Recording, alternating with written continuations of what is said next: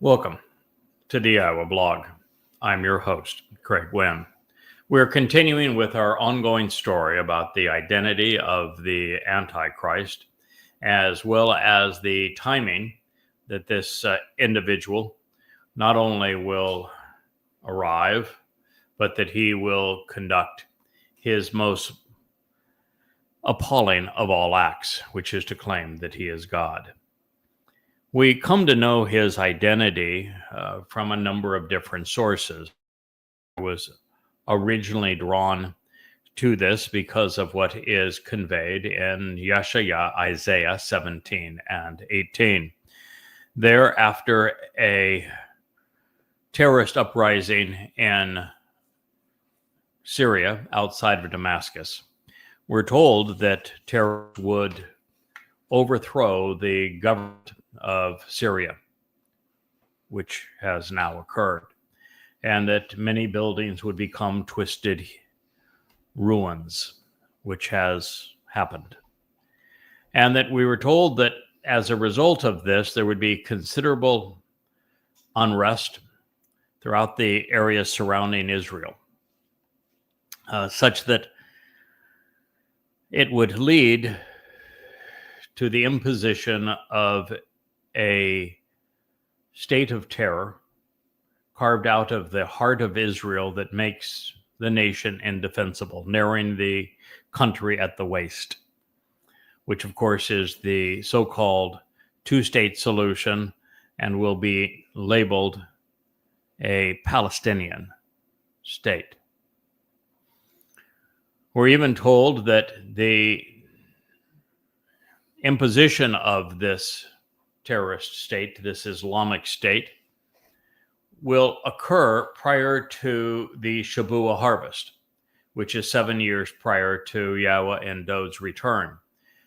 And that harvest, therefore, will occur on the 22nd of May, 2026.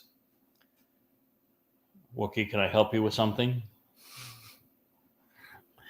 This, of course, he was not introduced on this show. This is our co-host and fearless companion, protection services rendered by Wookie.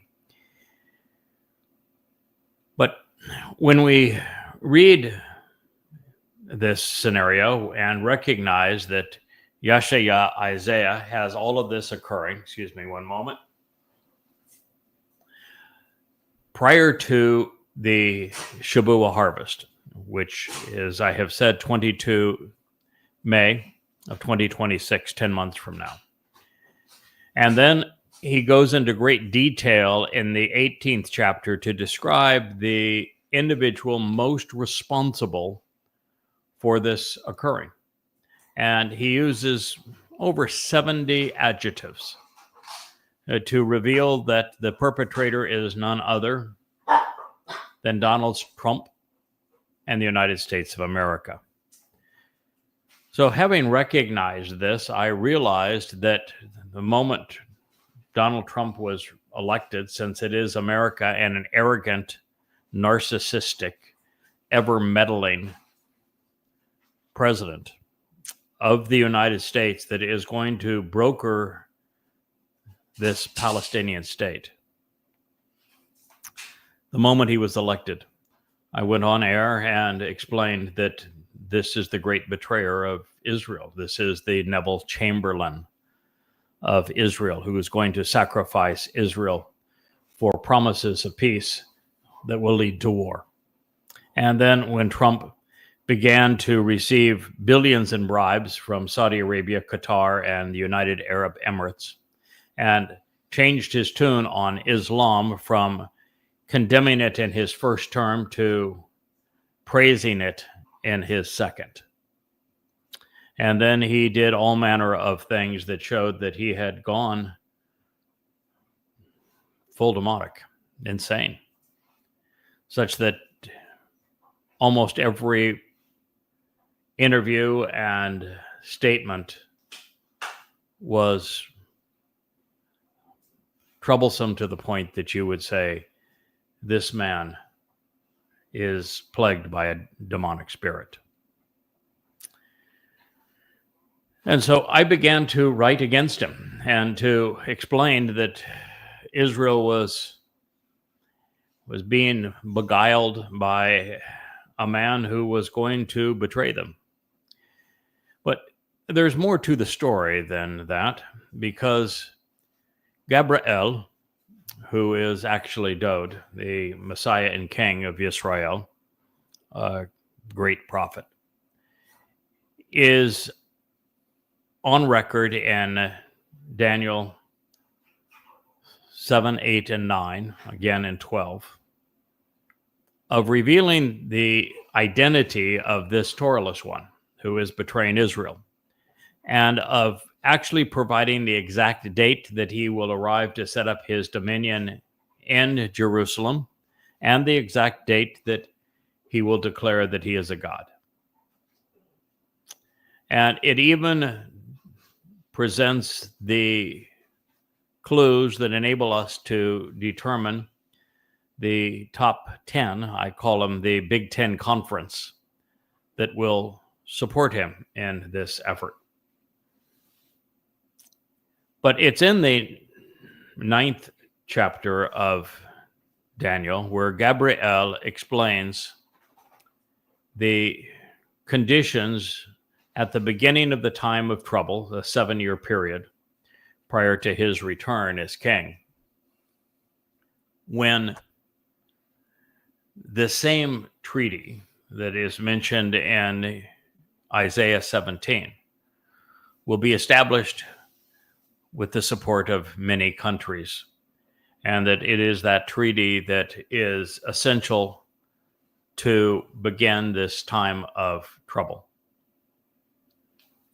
And that it is obvious in that declaration that the person who is perpetrating this great harm against Israel, bringing millions of Muslims into Israel in what will be Alaska Flood 2.0, is the one that is known by Christians as the Antichrist. And then when you get into the 7th chapter, as we have already covered, and then into the 7th, there are clues after clues where we are told that this man will have an exceedingly big mouth, tremendously arrogant. He's going to have comb-over goatish hair. He's going to be quite old. And it goes on to describe Donald Trump. But we have one other source that we should not forget as we're identifying the Antichrist. And I use that term because it's so well known. There was actually no Jesus Christ. He never existed. He was nothing but a figment of Paul's imagination.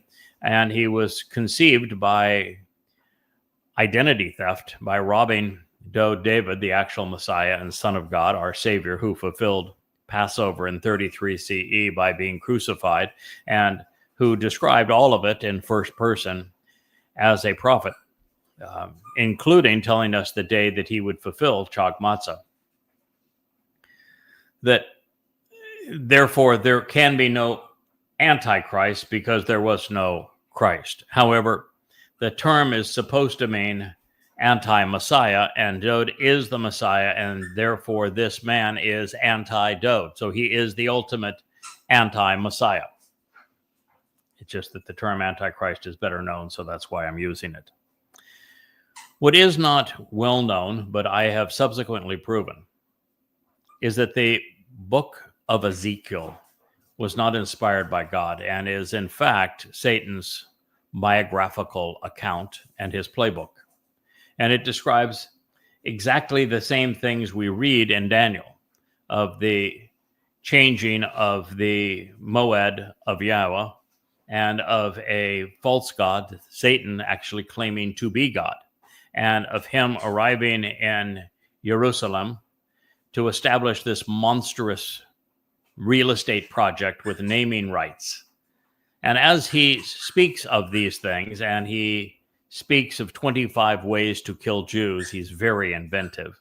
And he speaks of sexual perversion, very similar to Donald Trump. of horrendous rape scenes that are presented in the book of Ezekiel. We learned that at the end of the story, the Lord, who is Satan, dispenses with Ezekiel as his stooge, and he turns to a man who is copper in color, bronze. Well, if you were to describe Donald Trump, besides having the wild goat hair, comb-over hair, and having an exceedingly narcissistic big mouth, wouldn't that be the next thing you would say about him, is that he was bronzy copper colored? This bronze boy, or the copper con, as I would call him, is a real estate developer in the book of Ezekiel. He is the one taking all of the measurements for this grandiose, gaudy edifice that is monstrous in its size and scope, that will be Satan's temple. Also sounds a lot like Donald Trump, doesn't it? And so this is Satan's accomplice in the end. And so we have many ongoing indications of who this is, but the one that is just absolutely undeniable is the fact that Donald Trump has set up a confab to pay his taskmasters back, the Saudi Arabians and Qataris in particular, which he has received $16.5 billion in bribes that he has admitted by carving a Islamic State out of Israel. And he has set up the confab to do that. And it will be imposed within the next 10 months, according to the prophets. And thus far, if you survey the prophets, you would find that they have never been wrong. Now, there are a number of things that, as we went through the 7th chapter of Daniel up to this point, that you learn that are going to happen at this time. It's not just the day that the Towrahless one, known as the AntiChrist, is going to arrive in Jerusalem, which happens to be the 29th of January in 2030, or the day that he will pronounce himself God, March 15th, 2030, which is the Ides of March, which we have described in considerable detail as to why that date would be picked by the Donald. So as we continue, we will find more and more about him and the 10, not nations, but 10 political leaders who will assist him not only in the establishment of this Palestinian state, but then in the subsequent obliteration of Israel. And don't be fooled. The beasts of Daniel are typically empires and nations, but the horns are boneheaded blowhards. They're politicians. And also be aware that even though someone like Starmer and Maloney, who I think are top candidates for being part of the Big Ten conference and supporting Trump and his establishment of a Palestinian state, when someone like Starmer and Maloney come out and say, yeah, I'm all over that. I want a Palestinian state. Absolutely, unequivocally, I'm for a Palestinian state. I just don't want to recognize a Palestinian state until there is a Palestinian state. So let's establish a Palestinian state and then I'll recognize one. And yet the headline in Israel is Maloney fails to recognize a Palestinian state. No, that's not what she said. So I will continue. The text reads, I continued to be observant. This is Daniel speaking, who was really a scribe of these events. I continued to be observant of the things associated with the supernatural revelation during the night of darkness. Now, this is after he has reported that the Towrahless one, the Antichrist, the Donald Dumpster, as the corporeal manifestation of Satan, has taken the life of the Adam of Parah, and that that his body is doused with water and then ignited by flames, consistent with what Eliah has done previously in opposition to the politics and religion of Israel during his famous soliloquy where he was exceedingly sarcastic. He will be the master of ceremonies again, and he is the one that will be implementing what was stated here in Daniel. So after that occurs, we're told that the remnant of Israel is purged. They are prepared for the return of their king. And here he comes. It says, "Then behold, accompanied by clouds from the heavens, the one looking like the Son of Man came, arriving in this place."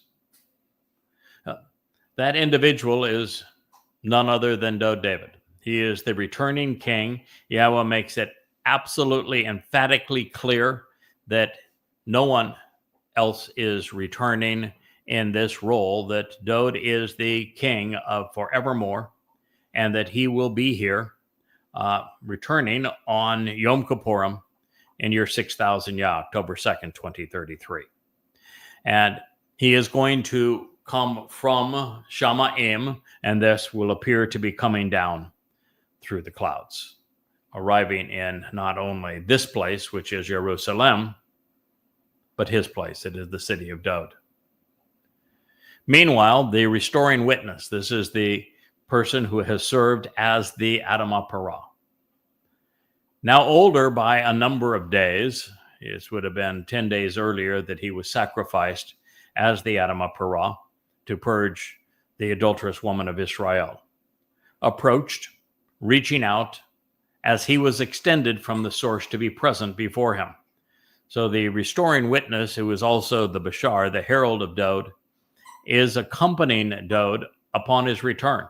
So just 10 days earlier, his body, his corporeal body, his Bashar, he is the corporeal herald, will have been bludgeoned to death by this corporeal manifestation of Satan, and then serve as the sacrifice of the Adamah Parah, this productive bloody red man who is a bull for all to see.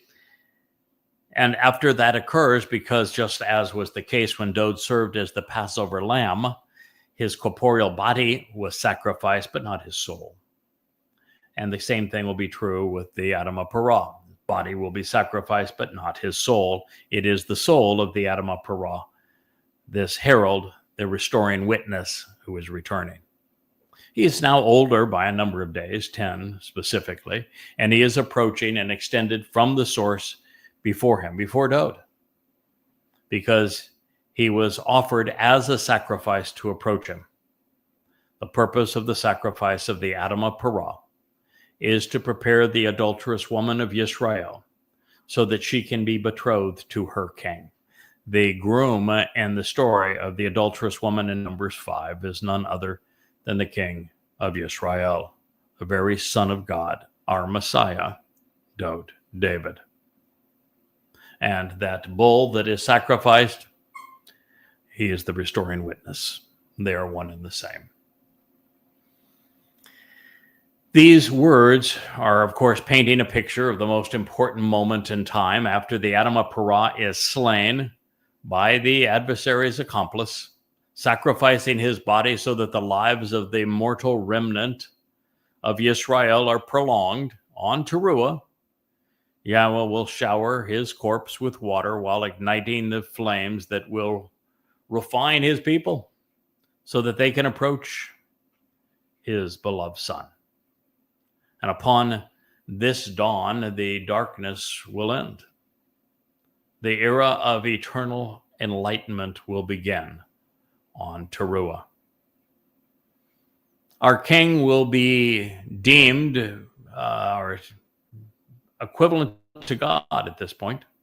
He will descend from the heavens upon a cloud, brilliant as the sun, as Yahweh describes him in the 89th Mizmor. The Son of Man, manifest now as the Son of God, is returning to his place, the very city of Dod in Jerusalem. This home is Yahudah, symbolic of his people, and he is now reunited with them. It is mission accomplished. The reason the Son of God is accompanied by the clouds is that David is now Elyon, like God, Almighty among us, and nearly as brilliant. He is the greater luminary of the fourth day of creation because he fulfilled Pesach, Matzah, and Bikurim in year 4000 Yah.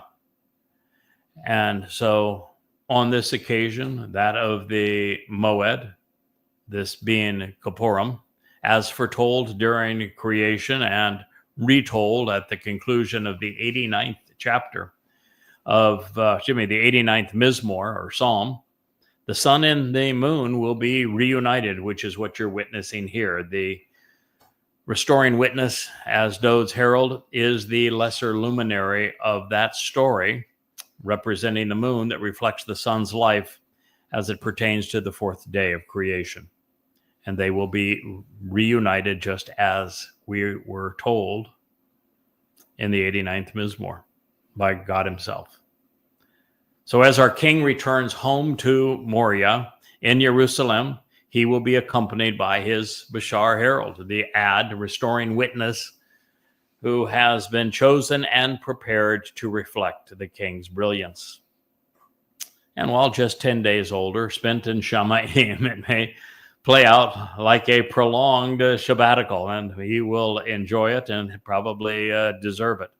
And now to support his king, Yada, will be extended from the source so that he is present, also enjoying all that has been accomplished. What's more, at this point, it's going to be Yada who is Dode's best man at the ensuing wedding that will take place on this day as part of the family reunion.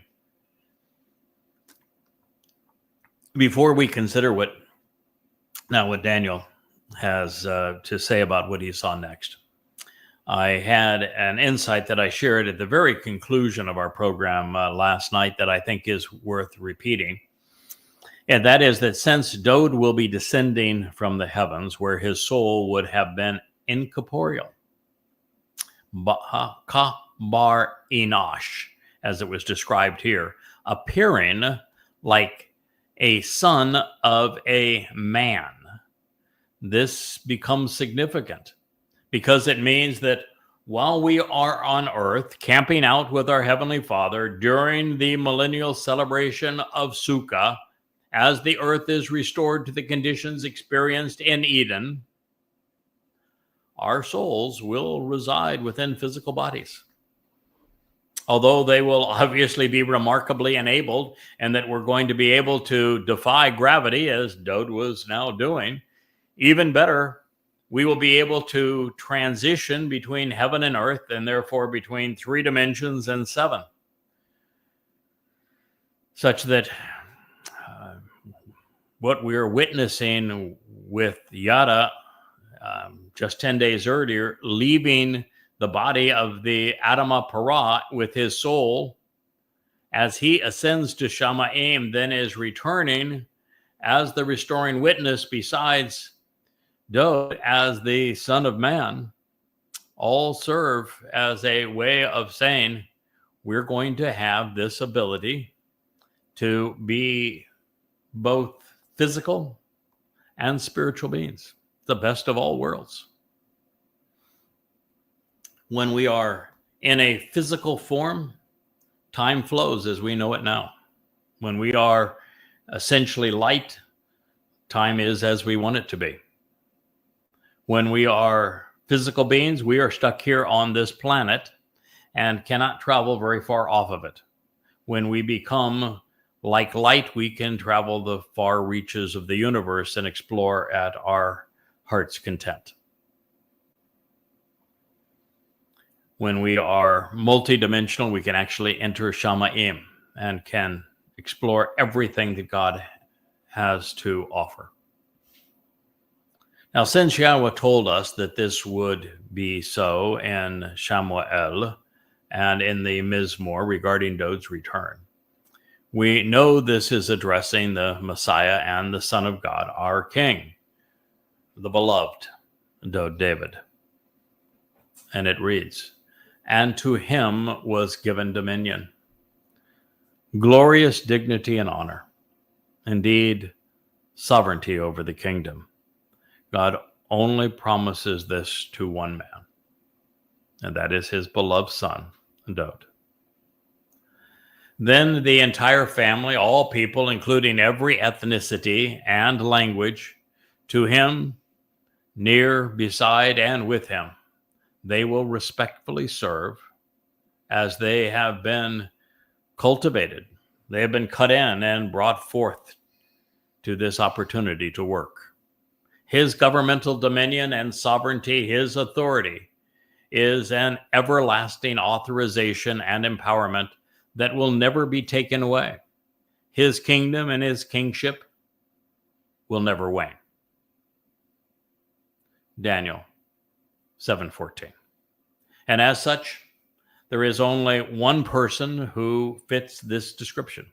Yahweh told us not only in the 89th Mizmor, but also in 2 Samuel 7, as well as throughout the prophet Yeshaya, and here again, that it is Dod who is the only one who is going to have an eternal throne and who is going to return with Yahweh. It'll be his third life here on earth, this one being forevermore. And his dignity, his honor, his sovereignty over his kingdom will be everlasting. And as a result, the entire family of people, including every ethnicity and every language, we're going to show our respect. And we will show our respect because without Dod, none of us would be here. Had Dod not fulfilled Pesach, Matzah, and Bekurim, we could not become immortal. We could not be perfected. We could not be adopted into God's covenant family. Dod made all of these things possible. And it is Dod's return that all of these events of the last 7 years have been geared towards. It is our purpose to reacquaint the world with Dod, David's importance as our king, as our savior, as our Messiah, the very Son of God. And it also is important to recognize that not only will everyone who is here respect Dod because they wouldn't be here without what he has done for us, that once we're brought forth to be around him, we're going to work with him and for him. If you don't like work, if your view of heaven is somehow, or eternity is somehow that you're going to be lounging on couches and singing praises all day long, you're not going to like reality very much. God prefers work. And even in the first iteration of Eden, he told Adam that you're here to work with me and to work this garden. And the same thing will be true when the earth is returned to the conditions of Eden. There will be things to do. Yahweh values work. He does not want to be around deadbeats. So the other part of this is that no one will ever replace Dod. He is king not only of everywhere, but of all time. His kingship will never wane. It was Daniel 7:14. So it's going to be an honor to be present at the coronation of the Son of God. You know, what a distinction it's going to be to serve alongside the greatest who have ever lived. And most of all, I'm happy for our King because for the first time, he is going to be respected by every covenant member, every Israelite, and all of the people of the earth. He has earned our respect, and this universal recognition of what he has achieved is long overdue. You'll also see that Hebrew will not be the only language. And you will see that Jews will not be the only people. That other ethnicities and other languages will be present, not only alongside Dod and in forevermore, but working with him.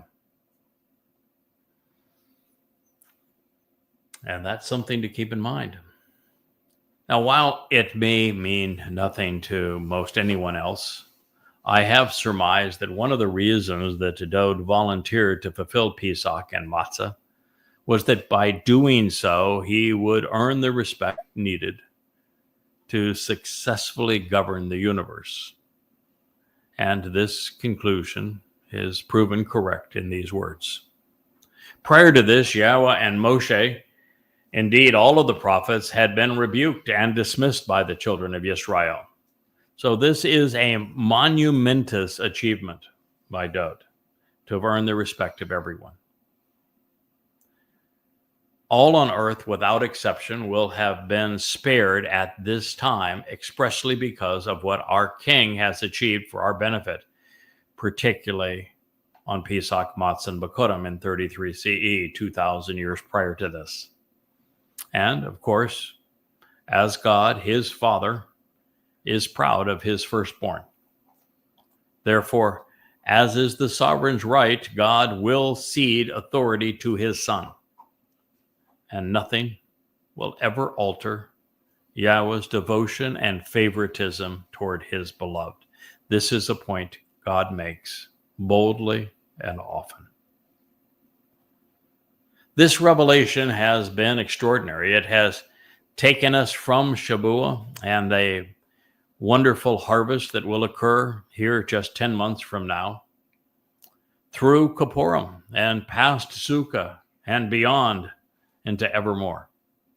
We've been guided through the time of trouble, which begins on the 22nd of May in 2026 and commences on Towrah, the 24th of September 2033. We have witnessed the arrival of the witnesses. We know that they're going to arrive on Passover in 2030. And we have been able to date the political and the religious arrival and decrees of the Towrahless one, of the Donald Dumpster. And we know how and even have confirmed that he will brutally slaughter the Adamah Parah. And should you be a rabbi and you're looking for a red cow, don't bother. The Adamah Parah, just like the Passover lamb, is a man. And he's going to present himself. He is volunteering for this service. And thereupon his body will be showered with water, and it will be consumed by flames, all to prepare the final remnant of Yisrael for our King's and our God's return. Now, throughout this prophecy, Yahowah has been holding his cards fairly close to his chest, revealing just enough for us to eventually figure it out without giving too much away, at least too soon. And yet here we are, now on the cusp of the Shabuah harvest, and even closer to the imposition of a terror state gouged out of Israel by this demon-possessed man, the Copper Khan, such that all of the remaining pieces of the puzzle have now fallen into place.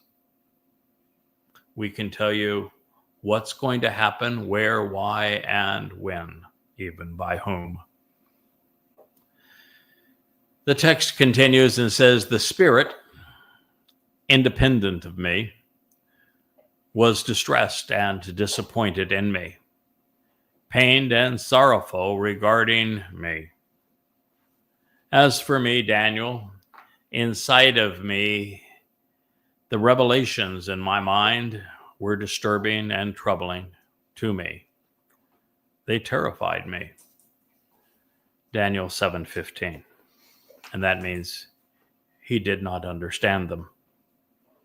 And it obviously appears that the Ruach spirit didn't like Daniel very much. And if she was repulsed by this vestige of Babylon, as this confession conveys, then both Gabriel, who is Dowd, God's most courageous and compassionate man, and Michael, who is Yada, one who is right about God, concur with her. Up to this point and well beyond, since nothing will change, all Daniel has managed to contribute was to serve as a scribe. That and a witness. He never understood anything presented to him or even said to him, even explained as these things were explained before him, not for him, but for us. He never understood anything that is part of these revelations. And in this way, Daniel represents Israel. As God's people remain deaf, dumb, and blind, completely incapable of appreciating the prophets, particularly what they have foretold. And to this day, Yehudim not only remain mired in Babel, particularly with their Babylonian Talmud, they remain clueless, far more wrong than right, almost infinitely so. Just as they were during the Exodus, Israel is a disappointment to God, grieving him and distressing the Almighty. Now, this is likely why the Ruach spirit was presented in the Itpel stem. That's a Aramaic variation, and thereby pronouncing her independence of Daniel. God's disappointment was as much with Daniel as it was with all that he would see. And none of the reasons, one of the reasons we know this to be the case is that the previous revelation concluded actually magnificently at the happiest moment of creation, and yet he's still terrified, unsettled. And if you know that this was Dod's returning and that the great homecoming was transpiring as God intended, you should be celebrating. This is the beginning of happily ever after. And even the events that were transposed before our eyes and occurred before it were all part of the plan that resolves the issues of the time of trouble. So Daniel remains someone who exemplifies the problems of Israel.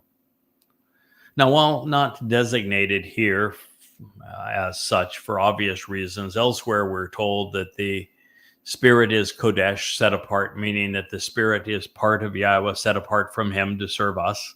Likewise, the Son, Dod, is also Kodesh, distinct and uncommon, different than all others, especially as the only man to be a Ra'ah shepherd, Masayak, anointed Messiah, Malek, king, Ben Elohim, Son of God, Shemach, branch, Zeroah, sacrificial lamb, Nabi, prophet, Bashar, chosen one, and Bakor, firstborn of the covenant. Makes for a nice resume, doesn't it? I do not know why Daniel was terrified by what he had seen, especially since he didn't understand any of it. My response was exactly the opposite, as I found all of this reassuring, emotionally satisfying, mentally affirming. And this contrast is particularly remarkable since I'm the guy that is actually being bludgeoned to death by the corporeal manifestation of Satan. I love knowing where we're headed and understanding how we're going to get from here to there, and enjoy sharing it with you. Nothing surpasses being part of God's story and serving to make this happily ever after more enjoyable for everyone, including God, and enlarging the size of the covenant family in the process. Well, at this point, it appears as if Michael was not an angel. He is not a malach, spiritual messenger. He's a man. He's a man who knows what is correct about God. He is making another appearance, this time as Yada. And so Daniel is hoping that Yada will be able to explain some of what he has seen. I will do my best. I approached towards the one particular individual from among those raised up, appointed, and standing. And I requested, seeking from him that which was certain, accurate, and true regarding all of this. And so he said to me, explaining and interpreting these things, these affairs and narratives, with Yada trying to help me know, recognize, and understand, Yada Ana, clarifying the meaning so that I would be informed like Yada and could explain. Now, with the Hefel stem, Yada is engaged with Daniel such that he becomes more like him in knowledge and understanding, third person masculine, singular, interject none, saying that there's just one of him, and he's a man. As we have discovered by jumping ahead, and we did in our previous program, now twice actually review the 12th chapter of Daniel and explain all of the dating that is presented within it. There are three individuals who will have traveled through time, which is something that Yahweh does quite often with his prophets, to convey these profoundly important prophecies to the world through this man. And they are Gabriel, God's most capable and courageous man, who is Dod. He's the Messiah and the King. Then we have Michael, the one who is right about God, who is also known as Yada, the one who knows. And lastly, Elia, Yahweh's God. These men are not only on stage during the fulfillment of Teruah and Kippurim, they are the only ones with three lives. In this case, the one providing elucidating interpretations to Daniel was depicted in the verb Yada, which is not only my God-given name, but is also incorporated into every book I've composed in my collaboration with the Almighty. They are all entitled Yada Yahowah. Here, my friends, is an example. Yada Yahowah. It means to know Yahweh. This is one of 35 on the shelf, offered freely at yadayah.com. Throughout my purpose of writing these books has been to present and explain the Word of God. And in the process, no one has revealed more profoundly important and previously unknown insights. Many, many, thousands of them. I most certainly have my faults, but when it comes to explaining and interpreting Yahweh's testimony, buttressed by his seven spirits as the choder, and steadfastly devoted to the cause, I am as capable in this regard as they come. This should have been made abundantly clear. Typically, the prophet explains what he has witnessed and then adds his response if appropriate. This is something that is common for those like Yeshaya, who is very engaged in the process. Zechariah is also someone who is engaged in the narrative and conveys his personal insights along the way. It is uncommon, however, for the conduits of prophetic narratives to grope for answers, as is Daniel's situation here. To be a true prophet, you have to know Yahweh. You have to understand how these events will play out. You have to be like Dod, who as a player prophet understood everything that was going to transpire until his return as king, or as Moshe, who was also a player prophet and knew how ultimately the children of Israel would be taken to the promised land. But this is just not the case with Daniel, who constantly gropes for answers. However, we not only have every reason to perceive him as representing Israel in this way, therefore remaining overtly religious and political through the process, he just quite simply isn't a prophet. But there are prophets who speak to him. Daniel, prophets were Gabriel foremost, but also Malachi and Elia. Gabriel, Malachi, and Elia, the three who serve in this role throughout this narrative and also are on stage at the end. Daniel is the scribe, and that was sufficient because this sweeping revelation was exceedingly broad in scope and complex in its transitions, and it wasn't narrated to be understood at that time, but not until we were ready. And now is the time to reveal the Antichrist in the days, the weeks, the months before his betrayal of Israel through the two state solution. Yahweh always intended for the last restoring witness, Yada, to figure it out and to do so for you at precisely this moment in time. On issues fundamental to our relationship with God, Yahweh is considerably more forthright and transparent, as he must be. He's a brilliant, consistent, and thorough communicator.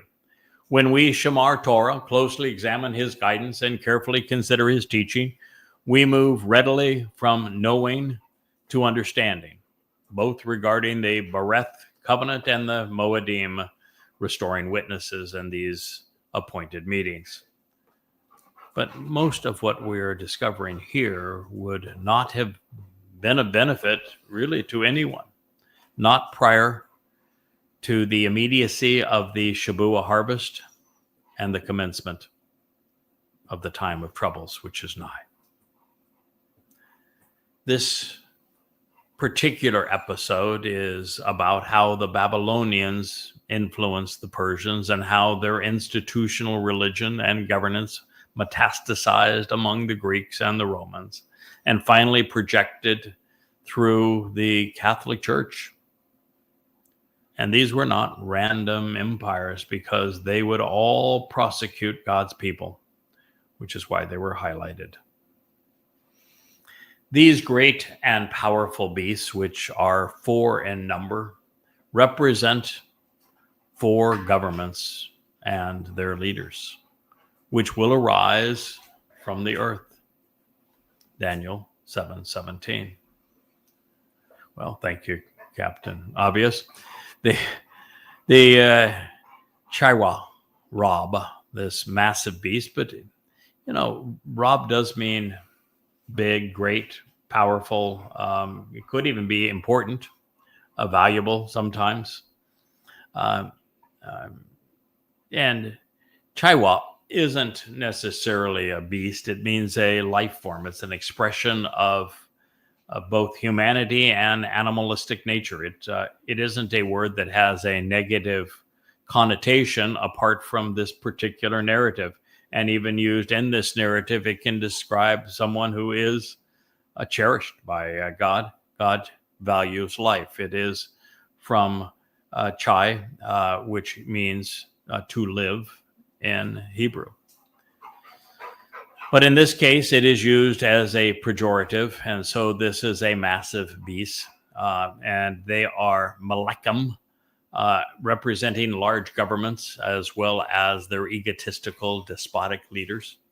And this known, had this been written in Hebrew, the distinction between Eretz land and then either Tebel world or Adamah ground, even Yam sea, might have provided some additional distinction. However, in Aramaic as Ara, it can mean earth, world, inhabited places, ground, nation, country, or even universe. Just want to keep it accurate. By contrast to human contrivances, especially the biggest and baddest of them, however, the set-apart ones of the Most High will receive the honor and distinction, even gift, of the kingdom and of sovereign power. And they will inherit and possess the kingdom and reign royally throughout eternity, advancing as a result of the restoring witness forevermore. The set-apart ones can describe either or both of two groups of people. To be Kadash, to be uniquely separated and distinct, uncommon, which means they are not religious and they are not political, can speak of this final remnant of Yisrael, who are the mortals that will inhabit the millennial kingdom. And so this could all speak of them. But the most set apart to Yahweh are actually covenant members who benefit by agreeing to the 5 conditions of the covenant, so they can receive the 5 benefits as they are delivered through Dod's sacrifice during Pesach, Matzah, and Bikurim. And they are the most set apart of all because they are part of God's eternal family. It can speak of both of them, and there is a transition path from this mortal remnant to covenant. And therefore, they are not subsets necessarily of one another, but are related groups where there is a transition path from one to another. And what this simply states is that adopted into God's covenant family, as is made possible by Dod's fulfillment of Passover, making us immortal, Matzah taking our guilt and depositing it in Sheol to perfect us, and Bikurim, where we join him as God's children, makes us inheritors of all God has to offer. That is what is being conveyed here. And we have this unique situation. Yes, Dod is king. He is going to rule as king forever. But Dod is very much like God at this point. He is actually going to be called Elyon, which means that he is almighty. And that the Son reflects the nature of the Father. It is in his nature to give. And therefore, while God is giving him the lion's share of the inheritance as the firstborn, Dod is more than happy to share all of this with us.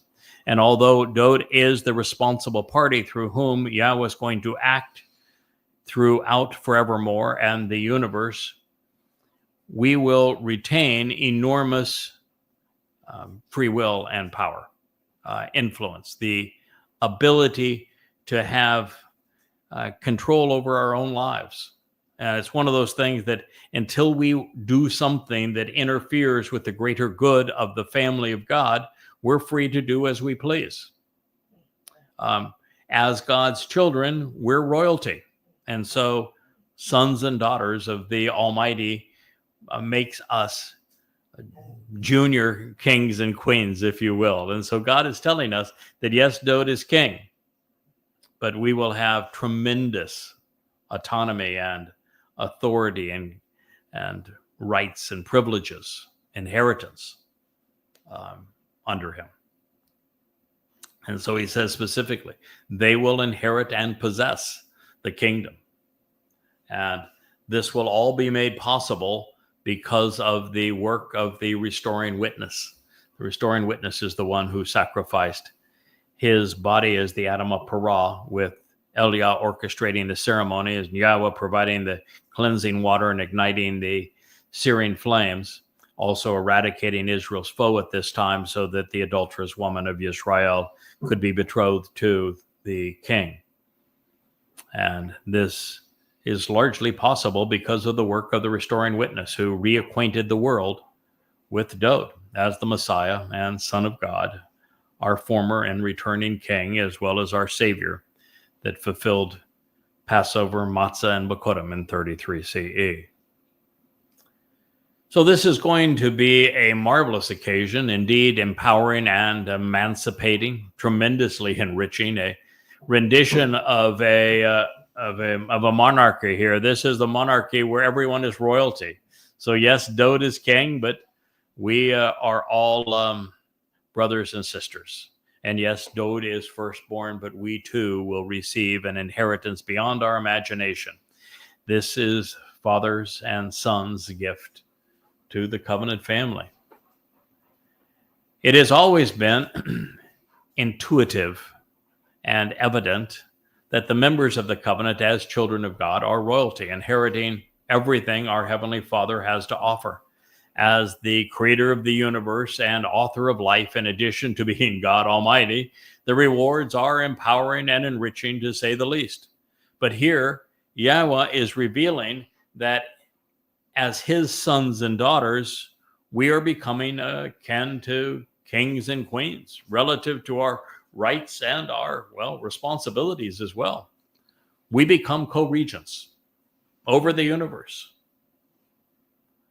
This also means that Dowd, as our king, is going to reign in a most beneficial and shepherding way. Therefore, while these beasts may have seemed deadly and intimidating, they are nothing compared to a single covenant member.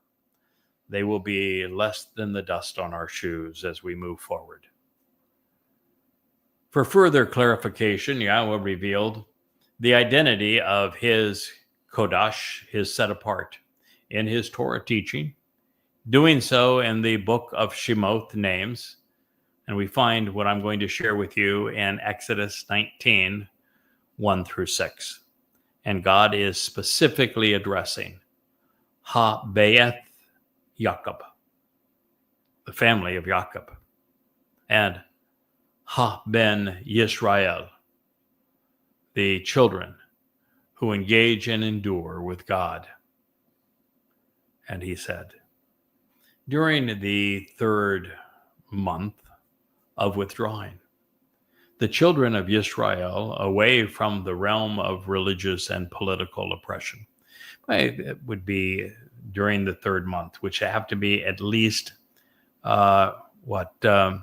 60 days from the beginning of Abib. And if you look at Shabuah, which is this time of withdrawing, it is 49 days from Bokurim. It is 49 plus 1 day from Matzah. But Matzah is the 15th day of the month.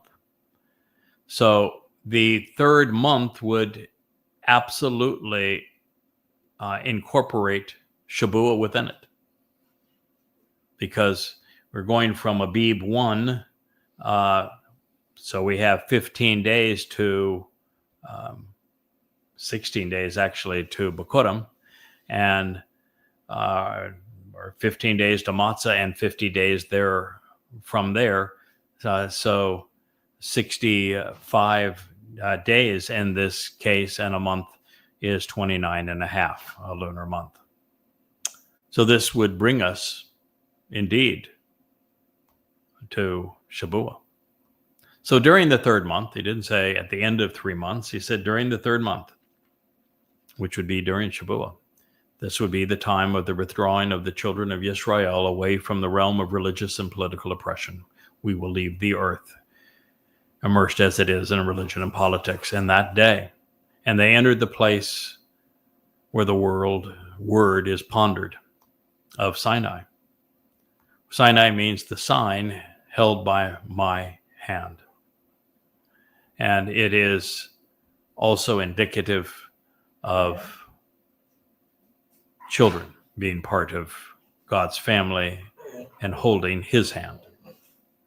And it says, they set out, moving on from Rephidim, being comforted and supported, and they came to the place to consider the word Bo Midbar of Sinai, of this sign given to my children by my hand.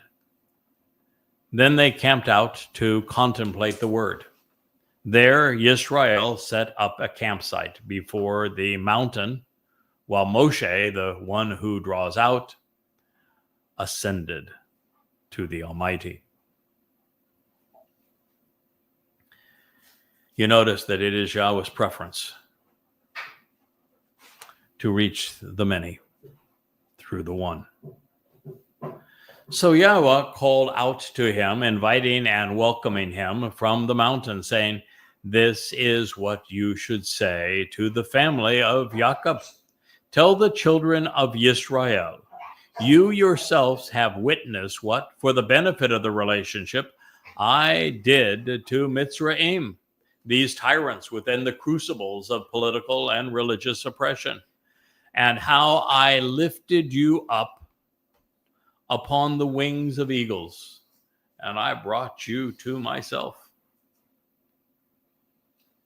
And so now, if you genuinely, consistently, and demonstrably listen to my voice, Shama, Shama, Bakolani, and closely examine and carefully consider Shamar, that which is associated with my Bereth, my family-oriented covenant agreement, then you will be able to approach me, and you will be able to be with me as a highly valued, set apart, protected, and treasured commodity, distinct and separated from all other people, even through the entire earth, because you are mine.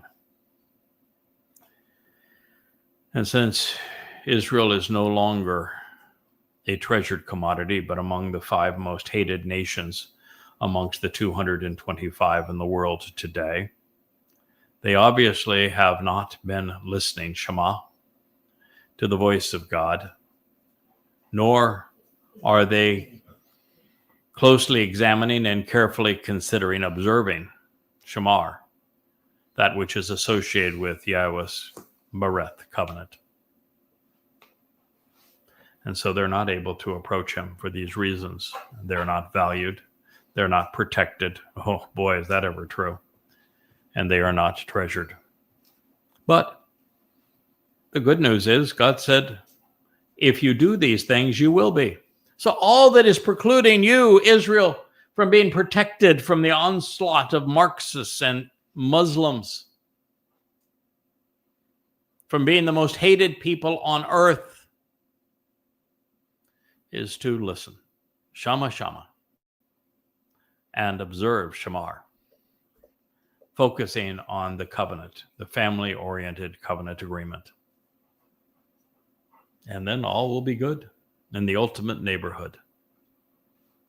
Then you yourselves shall actually and continually exist as a realm of ministerial messengers and counselors, and a people of even of different ethnicities who are kadosh, set apart. Israel will be comprised at that point of non-Israelites, including this restoring witness, the Nakar, the observant foreigner. But if you do, as we have done, Shema, listen, and Shamar, observe, everything that can be known about Yahweh's covenant as presented in his Torah, of which we are the first to present its 5 conditions and 5 benefits, and explain how those benefits are derived through the Moed Mikre, then you will exist as God's ministers, as his messengers and counselors. And you become people of various ethnicities who are set apart, Kadosh. So now you know exactly what it means to be set apart. It is by observing and listening to all Yahweh has to say about his covenant. These are the words and the statements which, to show the way and to receive the benefits of the relationship, you should continually speak to Yisrael, the children who engage and endure with God. Shemot names Exodus 19:1 through 6. Boy, isn't that a beautiful definition? Now you know who the set-apart ones are, don't you?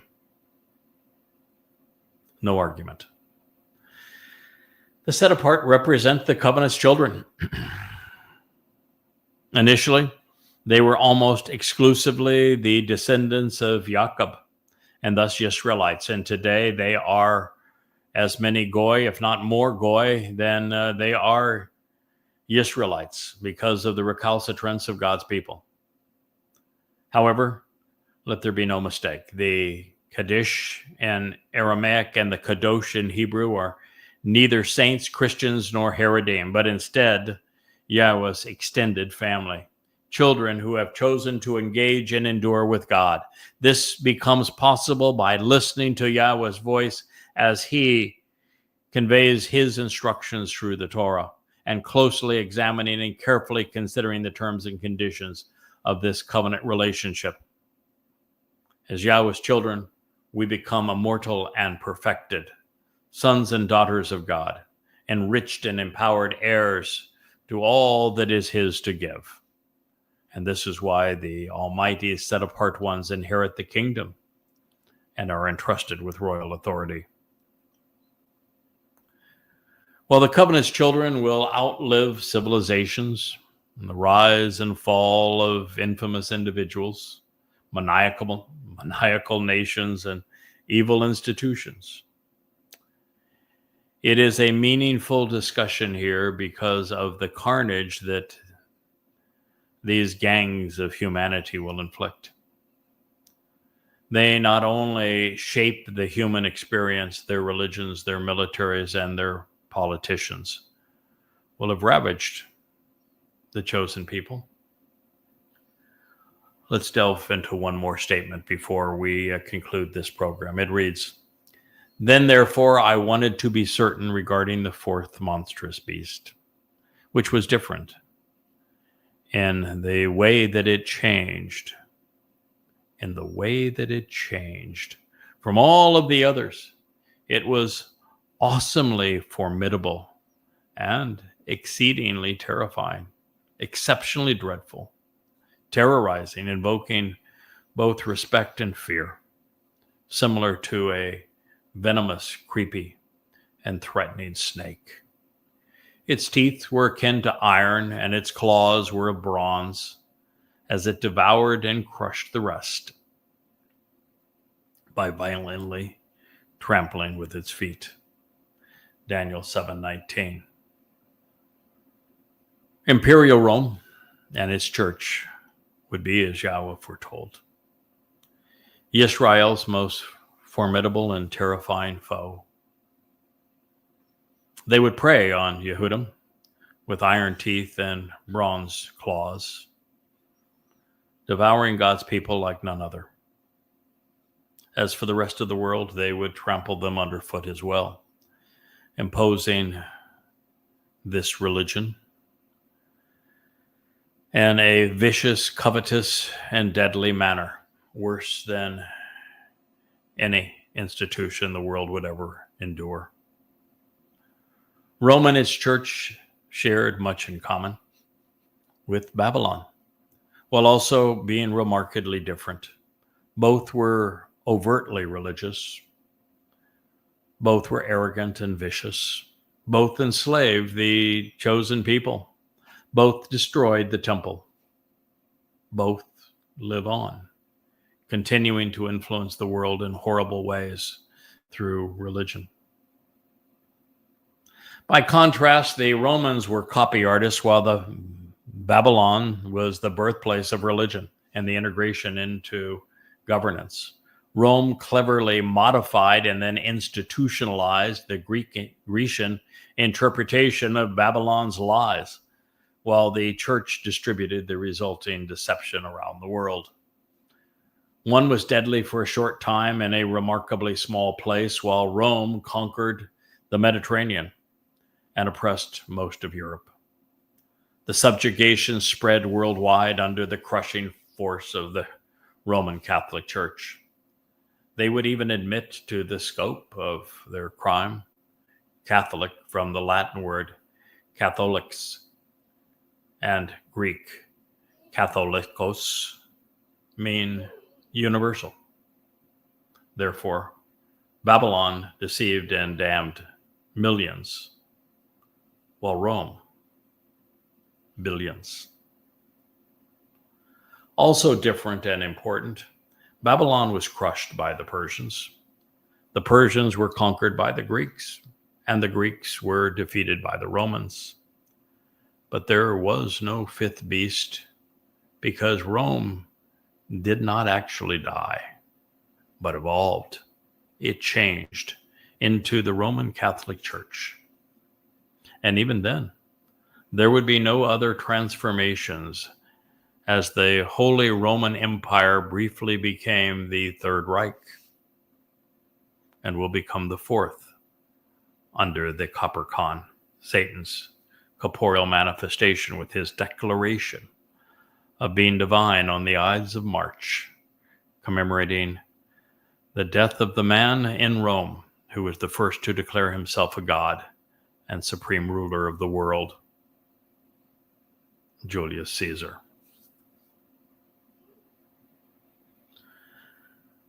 Well, as we proceed, we will do so in our next program.